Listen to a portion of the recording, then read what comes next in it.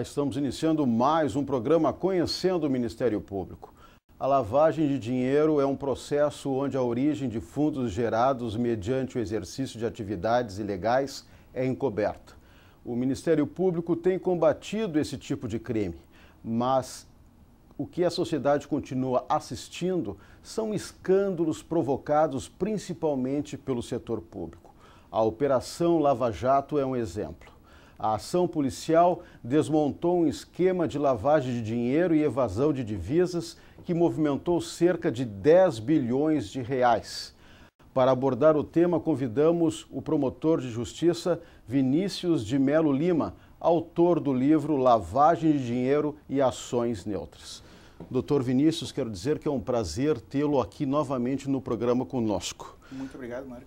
Prazer é todo meu. Eu quero desde já apresentar essa obra, lançada recentemente, Lavagem de Dinheiro e Ações Neutras, da editora Juruá.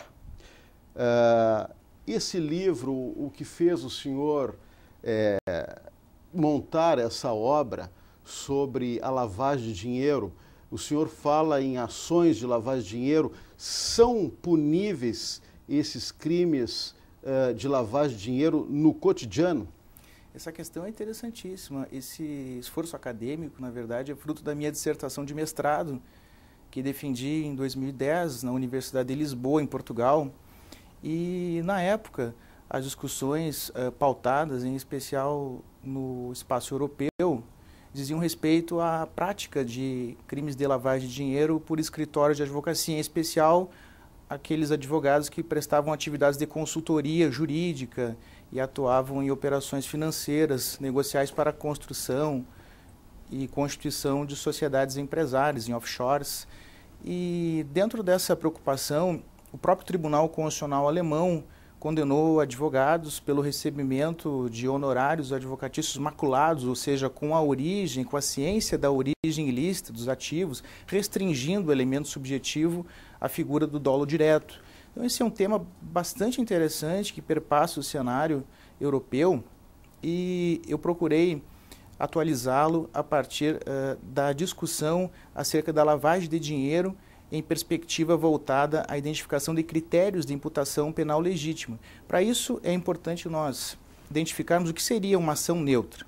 Pois bem, a ação neutra é uma ação socialmente adequada, é uma ação do cotidiano, profissionalmente válida e lícita. Só que em contextos de lavagem de dinheiro, que tu bem assinalaste, que é um crime complexo, que tende a ocultar, distanciar os bens, direitos e valores da origem ilícita, na realidade, esse processo ele é bastante complexo e faz com que haja necessidade da identificação de critérios de imputação válidos. Que critérios são esses? O fato de o agente, por exemplo, praticar uma conduta com referência de sentido delitivo, ultrapassando o rol socialmente válido, ou o papel social que ele exerce, no caso do advogado, por exemplo, que recebe honorários advocatícios maculados, em realidade, esses honorários são fictícios. Esses honorários acabam muitas vezes se prestando para a prática de atos de gestão de bens oriundos de corrupção, ou de bens, direitos e valores oriundos de ilícitos criminais. Então há necessidade, pois, e eu procuro identificar no meu livro, de critérios de imputação legítima, critérios de imputação constitucionalmente aceitáveis para a caracterização do crime de lavagem de dinheiro.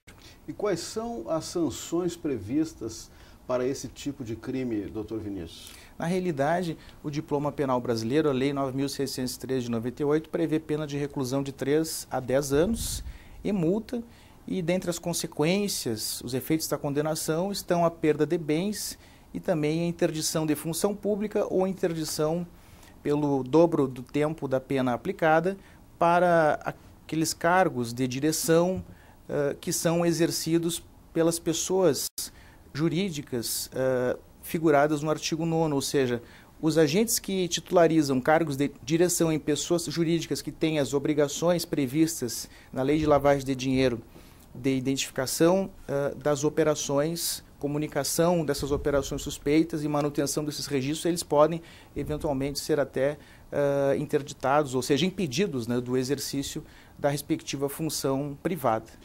Estou vendo aqui que o livro foca realmente a lavagem de dinheiro e ações neutras. Agora, quais são as fronteiras entre a imputação do crime de lavagem de dinheiro e as condutas neutras? Pois bem, é preciso que nós destaquemos que existem várias teorias que tratam desse tema e procuram considerar a ação neutra como socialmente adequada e, portanto, um fato atípico. Mas também existem teorias que inserem a temática da ação neutra no plano da ilicitude, como uma solução de justificação, o caso do professor Caiambos, que é um professor alemão bastante prestigiado. E também há quem entenda que no plano da culpa ou da culpabilidade seria possível um juízo de exculpação, de afastamento do juízo de censurabilidade penal acerca do agente. Eu sustento na minha dissertação de mestrado que uma ação neutra ela é uma ação atípica, em regra, mas não existe uma ação neutra de per si, não existe uma ação neutra em abstrato, ou seja, nós temos que rememorar, nós temos que perscrutar o caso concreto, o contexto, e aí identificarmos os elementos objetivos e subjetivos. Esse entrelaçamento dos elementos objetivos e subjetivos no crime de lavagem de dinheiro é fundamental para que o Ministério Público possa elaborar a sua ação penal. A lei que combate a lavagem de dinheiro me parece que é de 98, mas há 2 anos essa lei ela foi alterada e trouxe importantes, digamos assim, para combater, né, a lavagem de dinheiro, importantes modificações. Uma das modificações está a delação premiada? É preciso deixar claro, nesse contexto da questão que tu encaminhas muito bem, que a lei de lavagem de dinheiro brasileira, ela passou a ser uma lei de 3ª geração, ou seja, no plano das gerações, nós tínhamos, pela Convenção de Viena, que trata do tráfico internacional de entorpecentes, havia necessidade, pois, na época, em 1988, de estabelecer o crime de tráfico de drogas como antecedente da lavagem de dinheiro, em virtude da evolução do contexto socioeconômico, cultural. A delinquência organizada transnacional foi alvo da Convenção das Nações Unidas em 2000. Depois nós tivemos uma evolução e a Lei 9.613 de 98, ela inicialmente foi uma lei de 2ª geração, ou seja, ela estabeleceu um rol de crimes antecedentes. E aí a discussão que surgiu na doutrina, na jurisprudência, foi principalmente em relação ao conceito de crime organizado. O que vem a ser o crime organizado? Alguns autores faziam uma mescla com o conceito de quadrilha ou bando, outros autores, como Luiz Flávio Gomes, chegavam a sustentar que o crime organizado era um corpo sem alma, era uma espécie de figura sem nenhuma definição típica e, portanto, não poderia ser alvo de persecução penal. O que fez o legislador, então, em 2013, com a Lei 12.850, definiu o crime organizado como associação de 4 pessoas ou mais e modificou, então, o artigo 288 do Código Penal, o crime de quadrilha, para estabelecer que o crime de quadrilha se consuma quando nós temos a associação de 3 pessoas, o mínimo de 3 pessoas, e antes havia necessidade de mais de 3 pessoas. Então, hoje, o crime de quadrilha se caracteriza quando nós temos a associação de 3 pessoas, no mínimo, para a prática de ilícitos penais. E o crime organizado, nós temos que ter um mínimo de 4 pessoas. 4 pessoas para a prática de ilícitos penais graves com penas superiores a 4 anos. Então, e a delação premiada, dentro desse contexto, ela surge como uma medida fundamental, como uma ferramenta que deita suas raízes no contexto italiano, na época do juiz Giovanni Falcone, que foi assassinado pela máfia italiana. Então, na Itália nós temos a figura do arrependido, né? E nos Estados Unidos nós temos acordos de delação premiada, a figura da delação premiada, e o ordenamento jurídico pátrio faz uma mescla dessa experiência italiana e americana e estabeleceu, então, as condicionantes e os requisitos na Lei 12.850 de 2013. Realmente, então, tivemos avanços, né, e importantes modificações nessa lei de combate ao crime de lavagem de dinheiro. Agora, como dissemos no início do programa, doutor Vinícius, uma ação forte da Polícia Federal e também do Ministério Público Federal busca responsabilizar culpados nessa operação Lava Jato e também ressarcir os cofres públicos. Como o senhor enxerga esse cenário atual e qual o desfecho que o senhor acredita? Eu acredito, Marco, dentro de uma perspectiva republicana, que os fatos serão apurados a contento pela Polícia Federal, pelos Ministérios Públicos, estadual e federal, e espero que as responsabilidades sejam devidamente apuradas nos termos da legislação de regência. Mas é importante assinalar que a Lei 12.683, de 2012, possibilitou também, com a extinção do rol dos crimes antecedentes, melhorias na apuração e investigação do crime de lavagem de dinheiro. Então, essa operação Lava Jato, assim como o caso do Mensalão, são paradigmáticos. Por quê? Porque implicam um choque republicano. O direito penal passa a atingir o establishment, o direito penal passa a atingir figuras do poder econômico, do poder organizado, e na realidade é importante nós voltarmos às baterias do direito penal para a criminalidade organizada, que é a criminalidade que mais viola os direitos humanos e fundamentais. Daí a importância, então, da Operação Lava Jato e outras operações conduzidas pela Polícia Federal.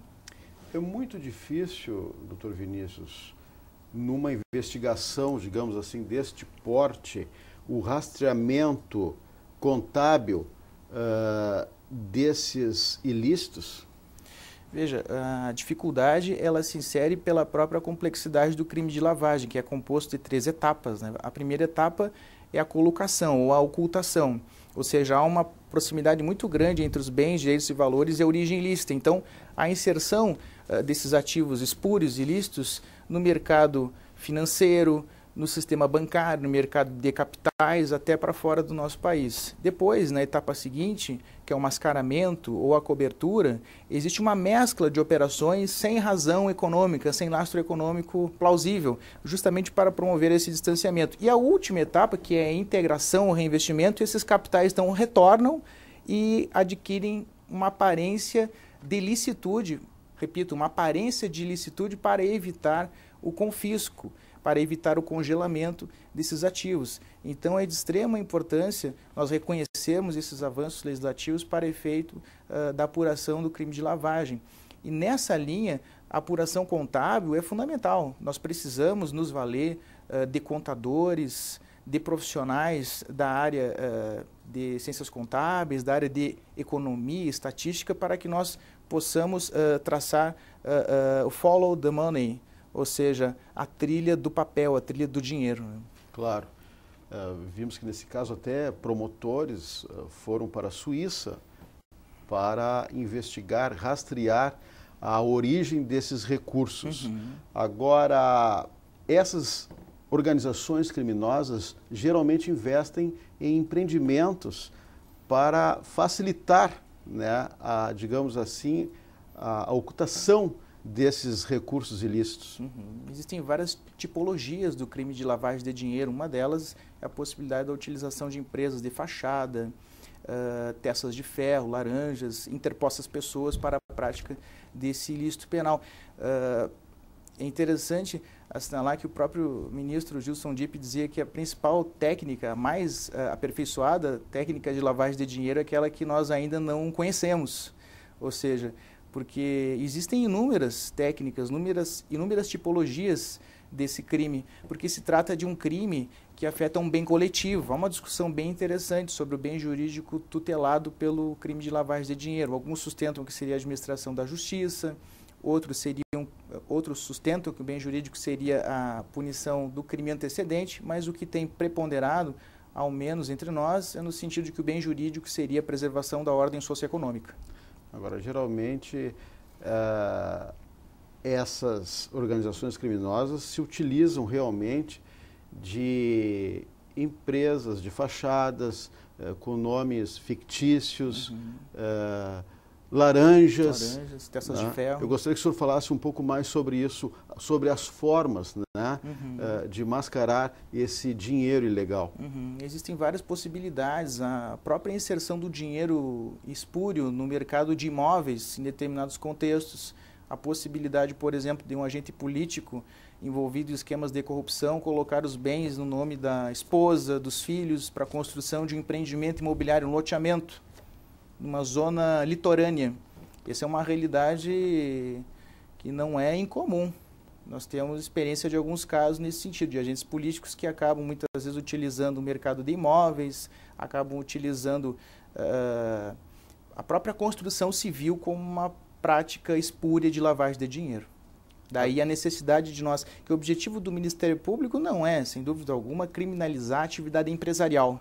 Por isso o conceito de ações neutras, para que nós identifiquemos critérios válidos de imputação penal legítima. Claro. E as ferramentas que o Ministério Público tem hoje, doutor Vinícius, elas são suficientes para combater esse crime? Eu penso que as ferramentas são adequadas. Nós temos à disposição da Lei 12.850, de 2013, que prevê, como tu assinalaste muito bem, a delação premiada. Nós temos também a interceptação telefônica, que vem desde 1996, a Lei 9.296, que é uma ferramenta importantíssima para a elucidação desse crime de lavagem de dinheiro. Nós temos a possibilidade também da quebra com ordem judicial dos sigilos bancário e fiscal. E é importante também, para efeitos de investigação, o apoio que o Ministério Público tem que contar com os órgãos de apuração, o Conselho de Controle de Atividades Financeiras, que é um órgão importantíssimo na detecção de operações suspeitas, operações inusuais da prática de lavagem de dinheiro, o Banco Central também, que é uma instituição valiosíssima nesse sentido. Então, a partir do momento em que há conjugação de esforços, principalmente para a prevenção da lavagem de dinheiro, nós falamos muito em repressão, mas a prevenção da lavagem de dinheiro é importantíssima e fará, sem dúvida alguma, com que o cenário brasileiro avance em seu atual patamar de apuração da lavagem de capitais. Na sua avaliação, qual é a maior dificuldade hoje no combate do crime de lavagem de dinheiro? A dificuldade decorre da complexidade mesmo da operação, que consiste o branqueamento ou a lavagem de ativos, que é uma operação complexa, a necessidade, por vezes, do entrelaçamento de esforço, ou seja, a conjugação de vários atores, de vários participantes, Polícia Federal, Ministério Público Federal, Ministério Público Estadual, Receita Federal também. É importante essa atuação sincronizada, porque se nós temos, de um lado, o crime organizado, nós não podemos ter na outra esfera um Estado desorganizado, nós temos que ter um Estado organizado. E a título de lei diferenda, a título legislativo, seria muito importante que a nossa legislação acolhesse, como nós temos na experiência de outros países, a chamada ação civil de confisco, que tem, na realidade, um ônus da prova mitigado frente ao confisco penal.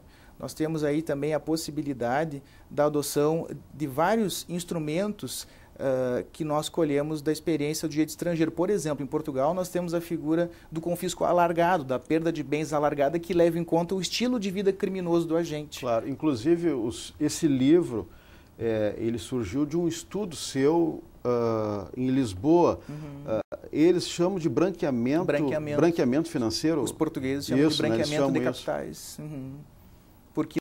Porque levam em conta, na realidade, a atividade fim, de branquear os ativos, e não o meio, que é a lavagem do dinheiro espúrio. Por isso que eles têm outra designação.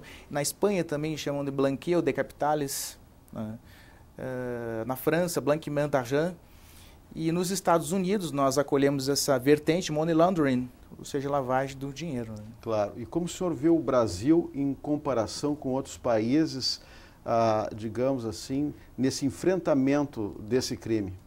Eu acredito que nós temos que reforçar os nossos acordos de cooperação penal, acordos internacionais, esses que o Brasil é signatário.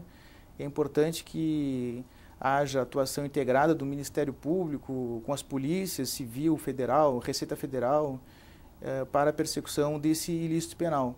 Mas, acima de tudo, nós precisamos também da prevenção. Nós precisamos ter mecanismos de direito administrativo sancionador fortes. A exemplo da própria Lei Anticorrupção, a Lei 12.846 de 2013, que nós tivemos a oportunidade de conversar num outro programa, conhecendo o Ministério Público. A Lei Anticorrupção vem no sentido de estabelecer a responsabilidade civil objetiva das pessoas coletivas envolvidas em esquemas de corrupção. Daí a importância de medidas também de direito administrativo sancionador, não só de direito criminal, Por isso, a prevenção ao branqueamento, a prevenção à lavagem de capitais, afigura-se como medida mais eficaz do que a própria repressão. Agora, um laboratório técnico para isso é muito importante, né? Esse Ministério lado Público, da perícia. Sem dúvida alguma, o próprio Ministério Público Gaúcho firmou um convênio com o Ministério da Justiça para implantar em território gaúcho o LAB, que é o Laboratório de Inteligência e Tecnologia em Lavagem de Ativos. É um dos primeiros laboratórios aqui de lavagem de dinheiro implantados no território nacional, aqui no nosso estado. Então é importante essa parceria, né, com o Ministério da Justiça, com a Secretaria da Receita Federal, com o Banco Central para a detecção desse ilícito que muitas vezes deita raízes além fronteiras, minando as soberanias e, em especial, as democracias. Claro, isso que eu ia falar agora, não basta apenas, digamos assim, a polícia ou o Ministério Público, principalmente neste caso que nós demos como exemplo, é um caso em nível federal que está extrapolando, né, ganhou repercussão internacional.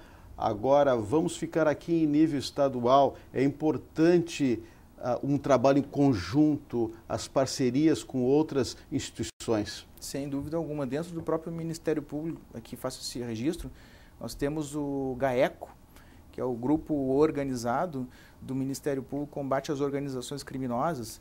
Nós temos também a possibilidade de contar com esse apoio do Laboratório de Tecnologia em Lavagem de Dinheiro, e também parcerias com outros ministérios públicos dos estados, o Ministério Público Federal, Receita Federal, Banco Central, Comissão de Valores Mobiliários.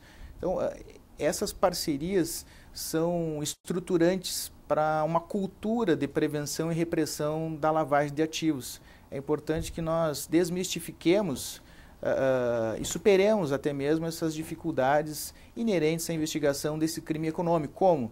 A partir do entrelaçamento de esforços, a partir da cooperação penal internacional, que estabelece também e acolhe as 40 recomendações do Grupo de Ação Financeira Internacional, o GAFI, que estabelece também que as legislações internas têm que, na medida do possível, sem violar os direitos e garantias fundamentais, adequar os seus regramentos no que toca ao sigilo bancário, no que toca ao sigilo profissional, para que nós tenhamos, então, um êxito na apuração dessa empreitada criminosa que se constitui na lavagem de dinheiro. Claro, isso é um assunto muito sério, um trabalho muito importante que o senhor fez.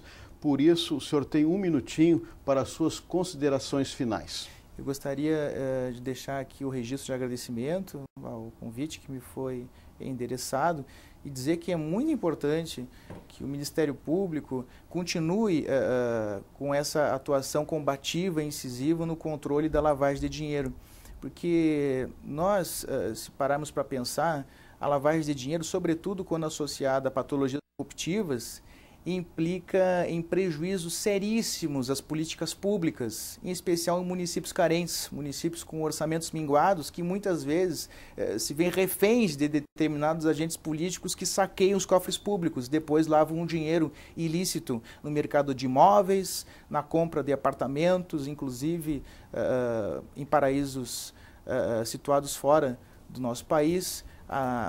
Existe a possibilidade então, dessa atuação sincronizada, e nós temos que nos valer desses acordos de cooperação penal na esfera internacional para que seja possível empreendermos uma resposta penal adequada a essa figura criminógena. Ok. Promotor de Justiça Vinícius de Melo Lima, que lançou recentemente o livro Lavagem de Dinheiro e Ações Neutras. Mais uma vez, eu quero lhe dar os parabéns pela obra. Muito obrigado. E o programa está à disposição para qualquer esclarecimento nessa área também. Muito obrigado. Bom dia. Se você tem críticas, sugestões, mande um e-mail. Mande um e-mail para o endereço eletrônico que está na tela. Lembramos também que esse quadro poderá ser revisto em nosso canal no YouTube. Na próxima semana, voltaremos com mais um assunto de interesse no programa Conhecendo o Ministério Público. Até lá!